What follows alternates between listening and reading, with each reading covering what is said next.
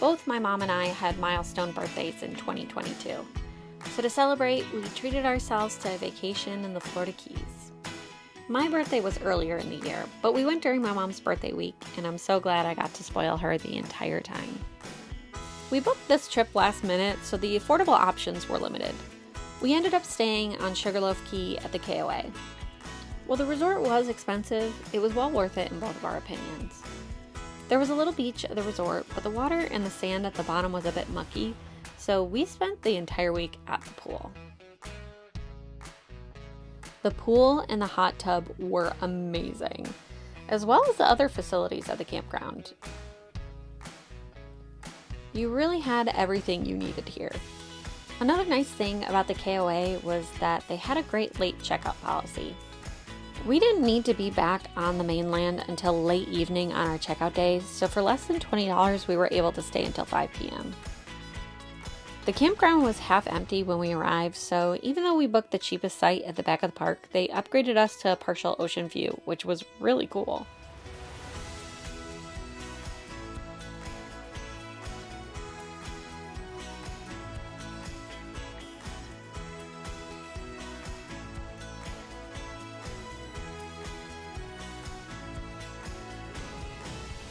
On my mom's birthday, we headed into Key West to explore.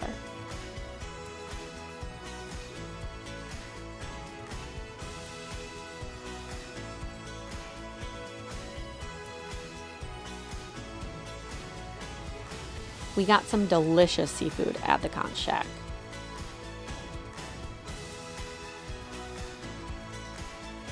We ended our time in Key West at the southernmost point in the continental U.S. The most exciting part of our trip was our adventure to the Dry Tortugas National Park. Exciting in both the nerve-wracking and total enjoyment ways. Because it was December, I thought we'd have no problem getting tickets to the park. Boy, was I wrong. The only way to get to the park is by ferry or seaplane, which both book up at least a month in advance. And early December was no different. The ferry offered a chance at getting on the boat, but only if a party with reservations didn't show up. We got so lucky and ended up with spot number 4 and 5 of the 6 people who did not show up. A giant thank you to them because this park was so cool and I would not have seen it had they shown up. Dry Tortugas is one of the least visited national parks. The park is dominated by Fort Jefferson, which takes up most of the island. On either side, there's a beach where you can swim and snorkel. Once we arrived to the island, we explored the fort first. The fort has 3 levels and a giant courtyard in the middle. There are so many areas to explore.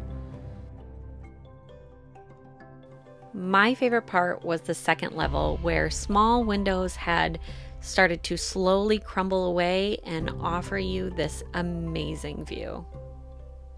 Talk about floor-to-ceiling windows. You can even explore the roof, which offers some pretty incredible views.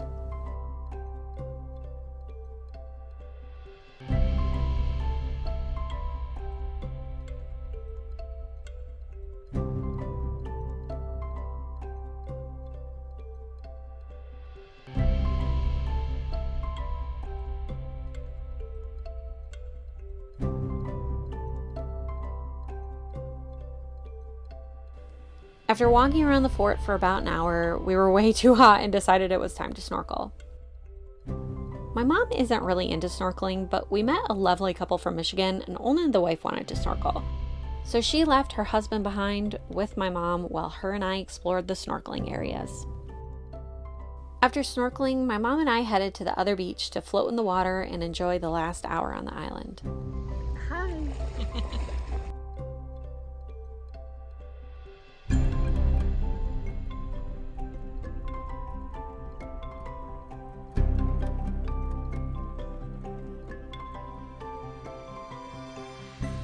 All in all, Dry Tortugas is a must-see in my books.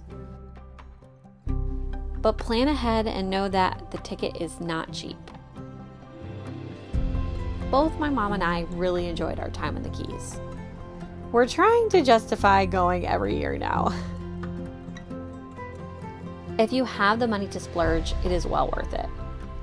It's not as expensive as flying to some tropical island, and you've got your house with you, which you can't beat. Plus, there are more affordable options like state parks you can stay at to save even more money, but you'll need to plan ahead for those. Thanks for watching. I'll see you on the next video.